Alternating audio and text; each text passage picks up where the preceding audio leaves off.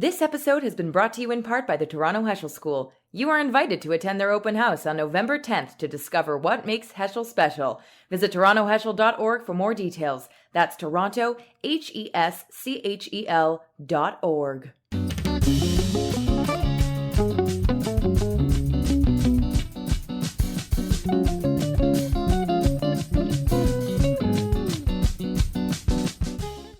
I'm Rona Arado, and it's my pleasure to present the award for children and youth to Sigal Samuel for Osnat and Her Dove. That's what it sounded like on Sunday at the online award ceremony when the Canadian Jewish Literary Awards were handed out. As we told you Monday, Montrealer Sigal Samuel won the award for her new children's book. It's called Osnat and Her Dove, and it's about the world's first female rabbi, the real-life Osnat Barzani. She was a Kurdish-Jewish scholar. She lived about 400 years ago in Mosul, and she had an unconventional upbringing. Her father ran a yeshiva in what is now northern Iraq, but he didn't have sons. So instead of forcing his daughter to do chores and get married off right away, he taught her Torah and Talmud and midrash and Hebrew and the Kabbalah. And Osnat would become the head of her father's yeshiva and widely revered as a rabbi. The author, Sigal Samuel, had an Orthodox Jewish upbringing in Montreal herself. Her own father also taught her Jewish studies the way Osnat's did. But becoming a rabbi was not in the cards. Samuel is now a respected author and journalist for Vox based in Washington, D.C., and her award-winning book's beautiful artwork and inspiring story is winning praise not just in literary circles, but also from the first-ever Canadian Orthodox woman rabbi, Rabbi Lila Kazdan. The story is so beautiful. You told it so beautifully. Like knowing the story from other parts of my life, you said it so beautifully. The illustrations are magical. I know.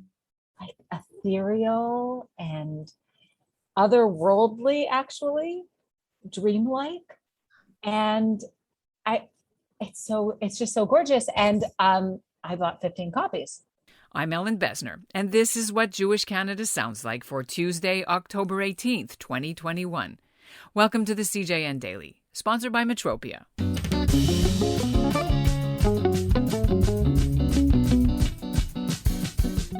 There are at least 24 women who either currently serve or have served as rabbis in Canada since the first one, Joan Friedman, was hired back in 1980 to be assistant rabbi at Holy Blossom Synagogue in Toronto. She was an American, and it was for a Reform congregation. And while Reform and conservative Jewish congregations in Canada began hiring women for the pulpit, it's taken longer for the Orthodox branch of Judaism to do this. In 2015, Lila Kazdan of Ottawa graduated from the Maharat Yeshiva in New York, and she became the first Orthodox woman to claim the title of rabbi. Others call themselves Rabbanit or Rabbah or Maharat, and they still do. Coming up, we'll meet both Sigal Samuel, the author, and Rabbi Kazdan, the first real-life Canadian woman Orthodox rabbi, and the first to be hired by an Orthodox synagogue in the U.S., and it wasn't without a struggle. But first, here's what's making news elsewhere in Canada right now. I'm Jack Kravetsky at Savers Gourmet Market, and this is what Jewish Canada sounds like. Merger talks are continuing between two large and long-established conservative egalitarian congregations in Toronto. Beth Tikva Synagogue and Beth David have sent out a note to their nearly 2,000 members that they'll be hiring an independent consultant to oversee the next step of merger negotiations. According to the email obtained by the CJN, the Beth Tikva site will most likely be closed, meaning the new entity will operate out of Beth David's current site on Yeomans. When Lila Kazdan became the first woman to be hired as a rabbi by an Orthodox synagogue in New Jersey in 2016, she told the CJN and CNN that she'd faced a lot of pushback in the Orthodox world, even misogyny. So who better to talk to the author of this new book about the world's real first woman rabbi? Well, here are Rabbi Kazdan and Sigal Samuel, the author, and they join me now. So I guess I should say, first of all, Sigal, congratulations on the win of the Canadian Jewish Literary Award for your new book about Osnat and Her Dove. Mazel tov. Thank you so much. So Sigal, when you decided to delve into this topic, was it something because of your childhood stories that people told you that you had already heard about, or was this something brand new? So bizarrely, I had never heard this story until just a few years ago. I grew up in a Baghdadi Jewish family in Montreal. So, my family is originally from Baghdad and from Bombay. And not only that, but the truth is, when I was a little girl, I actually had a secret dream of becoming a rabbi. But because I was growing up, A, Orthodox, and B, Mizrahi, I didn't see any models for what that could look like in my, corner of the Jewish world. And so it was it was an amazing surprise to me when I found out by accident in the course of some late night research for a stage play one night that actually the world's first female rabbi was from, just a few hours from my family's hometown. Now we need to bring in you, Rabbi Kashdan, because of course, if it wasn't for Sarah, you probably wouldn't be where you are today. So how aware of her were you when you were going, in high school and deciding what you wanted to do with your life? So I grew up in Montreal and Ottawa, and I was asked as a very young girl by my bubby in Montreal what I wanted to be when I grew up. And I said I wanted to be a rabbi.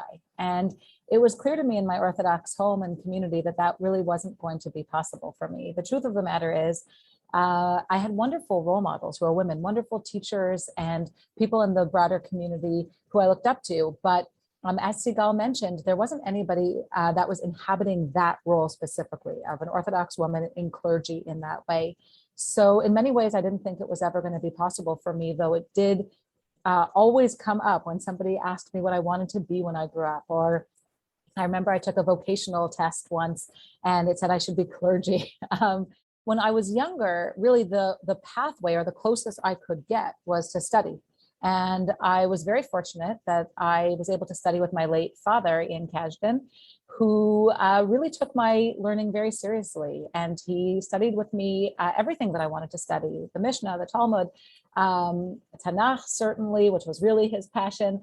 But I kind of insisted that he study some of the rabbinic pieces that I was very interested in, and halakha, Jewish law and living. And at the same time, I still didn't think it was going to be possible for me to go to rabbinical school. There wasn't an Orthodox rabbinical school for me to go to. When I first heard about Yeshivat Maharat, I was very interested. And ultimately, I was really grateful to attend the yeshiva, to receive formal smicha, rabbinic ordination from Yeshivat Maharat, and join the ranks really of so many women and really very much following in their footsteps. So there were so many people who I think really paved the way for me. And Osnat is certainly the first. Sigal, before we started recording formally, you said you are Osnat when you guys were chatting. Yeah, she's a modern day Osnat. And my dad also, he is a former professor of Jewish mysticism. And so, when I was growing up, I went to like a Hebrew day school, but that was just the first half of my curriculum. Then I would come home in the afternoon and my dad and I would sit and study Talmud and Zohar and all the things I had an appetite to study but wasn't getting in my school. In her world, and 500 years ago, was it important to her to be called rabbi, do you think, or would it have been? Yes and no. I think that the focus on formal smicha, formal ordination, and the bestowing of the title of rabbi means something different in the Ashkenazi world than it would have meant historically in her Mizrahi context.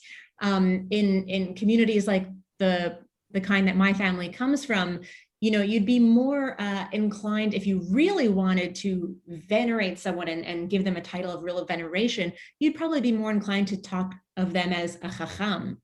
There are other words aside from rabbi that actually held a higher esteem, like chacham, mekubal. And Rabbi, how important is it? It was very important to you to claim that title. What lesson did you get from the book Osnat about the title itself? Does it matter? Well, I have to say, in deliberating around taking the title, as it were, or claiming the title or stepping into that title, it was a real deliberation. And I knew that it would be met with pushback. And it was, it really was, it still is. Although there are some women actually at Yeshivat Maharat who have taken the title since I did. But it was a painful time and it was a difficult time. And I wouldn't wish that type of pain or feelings of isolation really on anyone. At the same time, when I decided to take the title rabbi, I really did so because it became clear to me that I wanted to have an honorific or a title that would be the best descriptor of the training that I had, such that if I walked into a room to do a funeral or to do a wedding, or if I was visiting the sick, whatever the case may be, deliberating over halachic matters or decisions around Jewish law and living, I wanted it to be very clear what my credentials were. And when you say rabbi, those are your credentials. So I do think titles are important. At the same time, do I always use my title? No, I don't always use my title. I don't know that that's what it's about. But I have to say, in those lonely moments of being the only one at that time in the Orthodox world to use the title rabbi, it became a comfort to me to see that others have done so before, way before. Osnat did this way before I did. And she survived it. And not only did she survive, but she thrived. And so that was very comforting to me and also reassuring. Felt like I had somebody like Osnat right alongside me. And seeing that actually on the page, there's something so powerful about that. And to say, yes, okay. And it's very moving. Rabbi Kazdan is no longer serving as a pulpit rabbi. She teaches bioethics at the New York Medical College. And she's a freelance rabbi, and she's also studying for a higher level of ordination. It's called Yadin Yadin. She wants to try to serve on Orthodox rabbinical courts. And that's what Jewish Canada sounds like for this episode of the CJN Daily, sponsored by Metropia, Integrity, Community, Quality, and Customer Care. This episode has also been brought to you in part by the Toronto Heschel School. Attend their open house on November 10th. Visit torontoheschel.org for more details. Today's listener shout-out goes to Lawrence Wall in Ottawa. He's a veteran CBC radio news presenter and a fan of the show.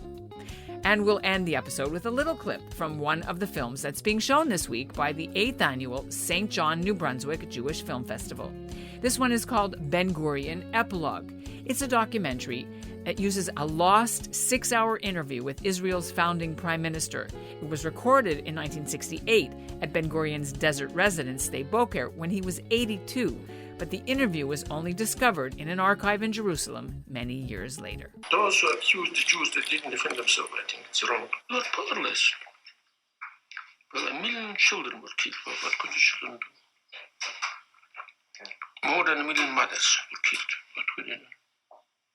They were undressed, they were called to stay here, and then they were killed.